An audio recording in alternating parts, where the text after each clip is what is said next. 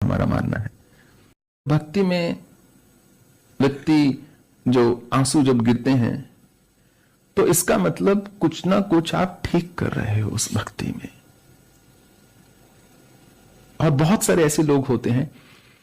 जो कहते हैं कि हमें वो भाव नहीं आ पाता, हम नहीं रोना या मान लीजिए कभी। शायद मैं ऐसा नहीं कहूंगा कि उनकी भक्ति कहीं कम हो गई, शायद वो कर्म में ज्यादा संलग्न हैं या तप में ज्यादा संलग्न हैं या ध्यान मार्ग से अग्रसर हो रहे हैं, परंतु भक्ति की पहचान तभी होना शुरू होगी कि आपका हृदय पिघला के नहीं,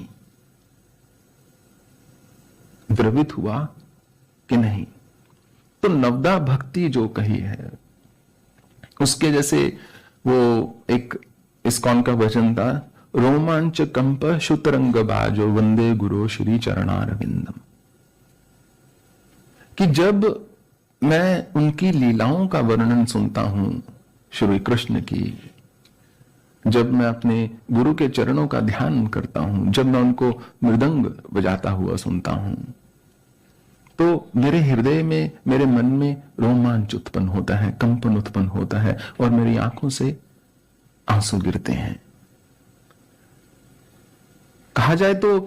मौन के अतिरिक्त केवल अश्रु ही हैं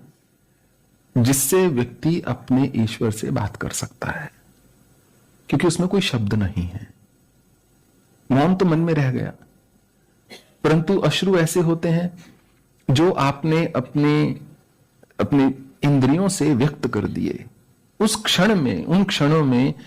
आप में और आपके इष्ट में कोई अंतर ना रह गया,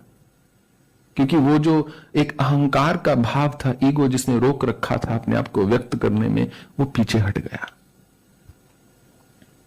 और अब आप निर्मल हो रहे हैं जैसे जैसे अश्रुपूर्ण हो रहे हैं। तो